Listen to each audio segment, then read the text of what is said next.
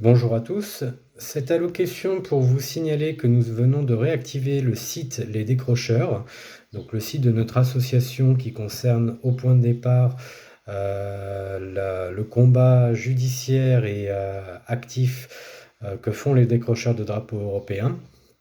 Donc le site est réactualisé grâce à l'ami et camarade Franck Ruher, qui a travaillé donc à la reconstruction de ce site internet. Il y a encore beaucoup de petites choses à améliorer et puis il y a du contenu à délivrer sur le site. Mais vous pourrez le trouver à l'adresse que je vais vous communiquer sous la vidéo. C'est décrocheur au pluriel.fr tout simplement, c'est aussi bête que ça. Et dans ce site, vous allez pouvoir trouver notamment dans l'onglet qui concerne les dossiers de fonds, un long article qui explique la démarche des tribunaux populaires et leur faisabilité. C'est l'objet même de cette allocution. Il se trouve que durant le week-end dernier, où nous sommes allés sur Paris pour aller manifester devant les médias, mais aussi aller à la journée souverainiste qu'avait organisée Monsieur Philippot, nous avons pu rencontrer un avocat qui a sévi auprès des Gilets jaunes, avec qui j'avais déjà entretenu quelques contacts et auxquels j'avais déjà expliqué un peu le principe des tribunaux populaires. Et je lui ai expliqué que ce qu'on avait besoin, c'était d'avoir les réquisitions et la plaidoirie de défense d'Emmanuel Macron rédigées par un cabinet d'avocats, donc par des avocats différents, de telle façon à ce que nous ayons au moins la caution d'avoir des avocats pour la rédaction de ces textes-là, pour pouvoir les jouer. Parce que l'objet n'est pas d'avoir...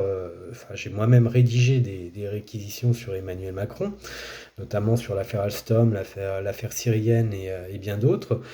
La difficulté étant, c'est que je suis un amateur. J'aime le droit en amateur, mais je ne peux pas prétendre être moi-même diplômé je ne suis pas avocat, je ne suis pas magistrat, je ne suis pas juriste, je n'ai pas toutes ces compétences directement. Donc le minimum d'humilité qui est nécessaire et aussi le garde-fou que l'on peut avoir sur ce genre d'opération, c'est de se dire nous avons des professionnels qui s'emploient à rédiger et vérifier quand même que ça tient la route du point de vue des accusations que l'on délivre, des textes de loi auxquels on se réfère, mais aussi puisque nous avons besoin paradoxalement d'assurer une défense à Emmanuel Macron, pour qu'il y ait une discussion, tout simplement. Il faut aussi un avocat qui se charge de rédiger sa plaidoirie de défense. Donc je ne pourrais pas vous communiquer le nom de cet avocat ni de son cabinet par discrétion, c'est ce qu'il souhaite et je peux le comprendre pour différents aspects. Mais en tout cas, il accepte de nous aider. Il m'a annoncé un chiffre de 1 000 € pour chaque texte. Donc en gros, une plaidoirie de défense, c'est 1 000 € et puis une réquisition écrite, c'est 1 000 €. C'est pas cher, hein. Moi, je connais les prix des avocats. Justement, quand on fait le travail que je fais du point de vue militant, on commence assez vite à se frotter à la question de la défense, par exemple, des décrocheurs de drapeaux européens et de ce qui nous en coûte. Donc voilà, c'est pas cher du tout comme travail. Et au moins, on aurait la caution la caution juridique, hein, la caution ferme, que tout ce qui est mis sur la place publique, ça a été rédigé, vérifié par des avocats, ça pourrait tout à fait être plaidé dans de vrais tribunaux. Donc le but du jeu, c'est d'organiser ces tribunaux populaires à partir d'une matière première qui est quand même le contenu de la discussion juridique. Notamment sur l'affaire Alstom qui est pour moi la plus exemplaire, hein. C'est vraiment celle que l'on doit traiter en premier parce qu'elle relève réellement d'un crime de trahison au sens de l'article 411.3 du code pénal. Donc c'est une affaire qui touche en plus, qui mouille en fait beaucoup de hauts fonctionnaires, de dirigeants économiques divers et variés, qui mouille aussi l'ancien président de la République François Hollande et d'autres ministres. Elle a beaucoup d'intérêt cette affaire parce qu'elle permet vraiment d'attaquer l'état profond, ce qu'on appelle l'état profond, et de faire voir à quel point la haute trahison oblige d'une certaine façon. Pour trahir, il faut avoir des complicités. Donc voilà, c'est une bonne affaire pour faire de l'éducation populaire sur le crime de trahison, pour aussi exposer les motifs qui poussent à ce que l'on destitue Emmanuel Macron. Ce ne sont pas des motifs politiques, mais bien des motifs juridiques, de droit. À partir du moment où il a trahi, il paraît évident qu'on ne peut pas laisser un criminel, et surtout un criminel qui est carrément hostile à l'État, au bien public, qui manœuvre contre les intérêts du peuple et de la France, nous ne pouvons pas le laisser gouverner le pays. Ça paraît évident, ça va de soi, c'est logique. Il faut donc faire son procès dans des salles municipales ou des salles privées que l'on peut louer, et donc à partir d'une matière première qui nous aura été délivrée par des avocats qui, encore une fois, se doivent pour leur part au moins de rédiger les réquisitions proprement, en les vérifiant, en faisant en sorte que ça tienne la route, et d'autres avocats qui s'occupent de gérer la plaidoirie de défense, puisque pour qu'il y ait une discussion et que l'on puisse soumettre à un jury qui sera en fait composé des spectateurs de ce procès, du public tout simplement, ce jury-là, on lui demande de voter à la fin de la discussion qui aura été faite dans cette cour spéciale, ces tribunaux d'exception, de voter la culpabilité ou non d'Emmanuel Macron sur les crimes qu'on lui reproche. Donc c'est pour ça qu'il faut une plaidoirie de défense. Il ne faut pas seulement être dans l'accusation, il faut que ce soit réellement une discussion de droit, et vous verrez que ça nous permet aussi de faire un peu de philosophie du droit au passage, parce que qu'est-ce qu'on pourrait qualifier de crime de trahison dans d'autres circonstances et qui n'en serait pas? Qu'est-ce qui relève du bien public? Qu'est-ce qui relève des prérogatives d'un gouvernement?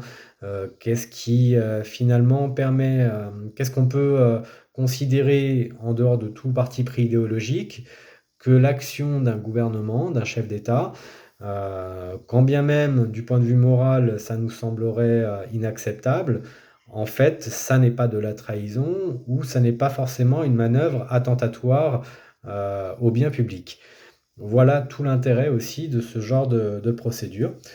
Nous voulons absolument instituer ces tribunaux populaires. Il faut donc réussir à réunir une somme d'un peu plus de 2 000 € et nous voulons le faire via le site des décrocheurs pour une bonne et simple raison, c'est que d'abord l'association existe bel et bien et elle a un compte bancaire.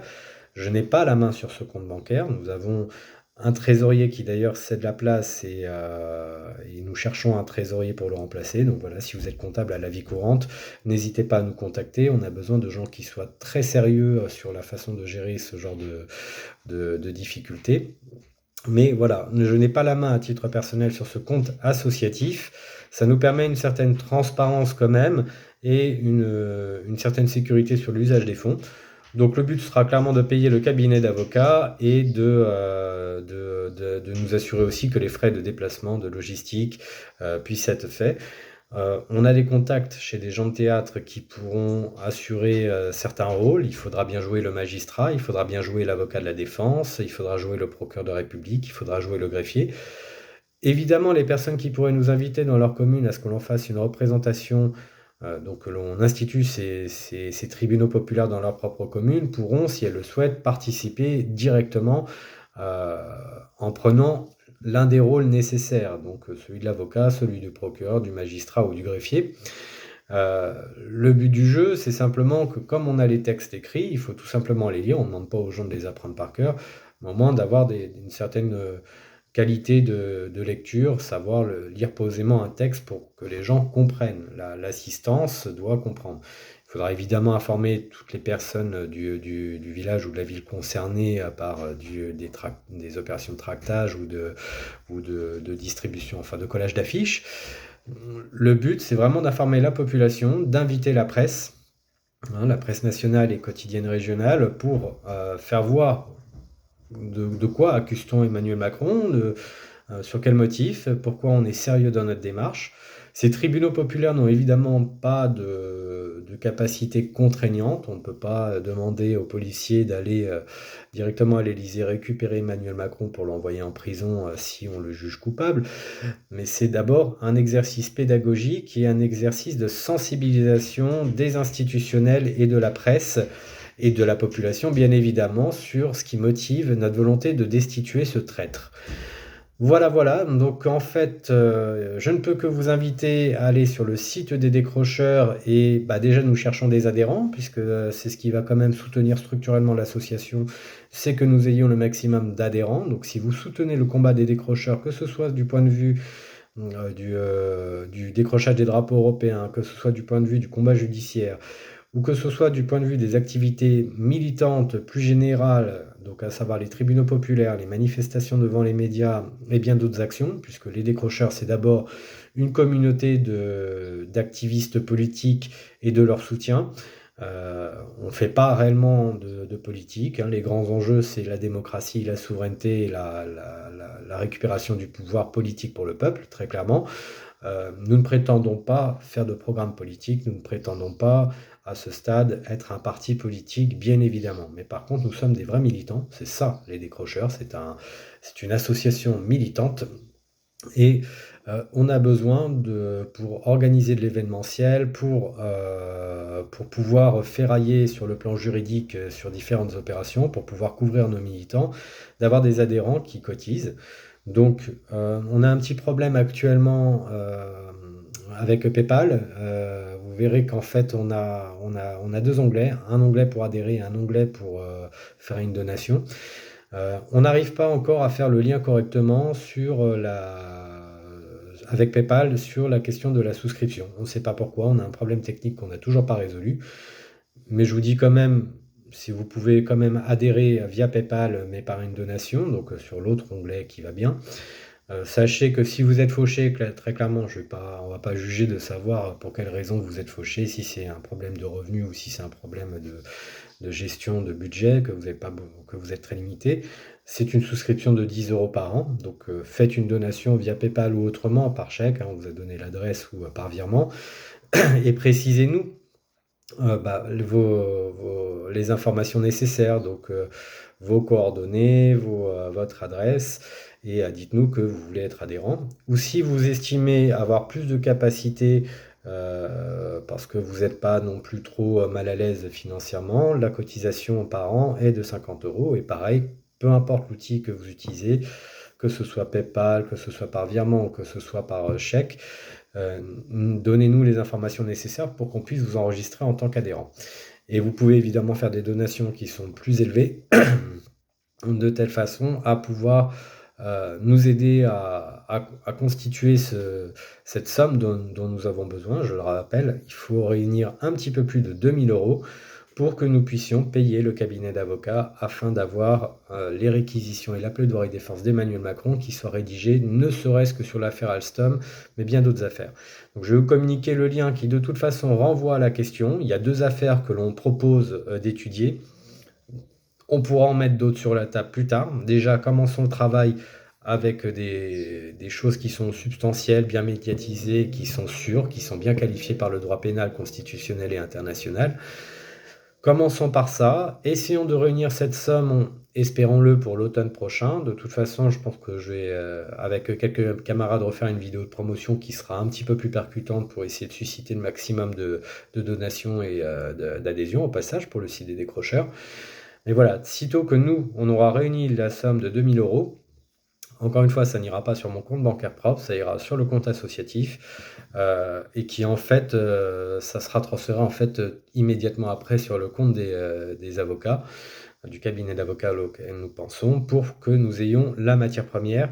Et sitôt que nous avons la matière première, ça c'est moi qui m'y engage, j'organiserai immédiatement les premiers tribunaux populaires avec ceux qui le veulent bien. Donc là, il faudra tout simplement nous contacter si vous êtes dans une ville où vous aimeriez que ça se joue en premier. Contactez-moi tout simplement et dites voilà, moi j'aimerais bien que les tribunaux populaires s'organisent dans ma ville, je suis prêt à aller à faire en sorte que nous ayons une salle, à faire le travail de communication sur place pour qu'il y ait le maximum de monde qui se bouge et qui vienne, à contacter la presse. Voilà, ça sera ça votre boulot. Si vous voulez que ça joue dans votre ville, c'est en gros ce à quoi vous devez vous attendre. Vous serez en charge finalement d'organiser l'événementiel au niveau local. Je n'ai pas plus à dire. Écoutez, j'espère que ça vous réjouit qu'on ait au moins des avocats qui acceptent de jouer le jeu et de nous aider. Certes, il faut les rémunérer. On n'a pas d'avocats bénévoles, ça n'existe pas. Je n'ai pas à avoir de point de vue moral là-dessus. Je vous dis simplement les choses telles qu'elles sont dans la réalité. Et puisque nous devons faire face à cette réalité composée avec, écoutez, faisons tous un effort collectif. Les petits ruisseaux font les grandes rivières. Donc ça tient de vous. Gardez la patate, soyez prêts à manifester encore une fois malgré tout à partir de septembre prochain parce qu'on va réorganiser la lutte devant les médias. Adhérez au décrocheur si vous le pouvez, si vous considérez que ça vaut le coup d'avoir une association qui est uniquement centrée sur le militantisme et l'activisme politique, très clairement. Écoutez, on se voit bientôt, je pense. Merci, merci de votre attention et à bientôt.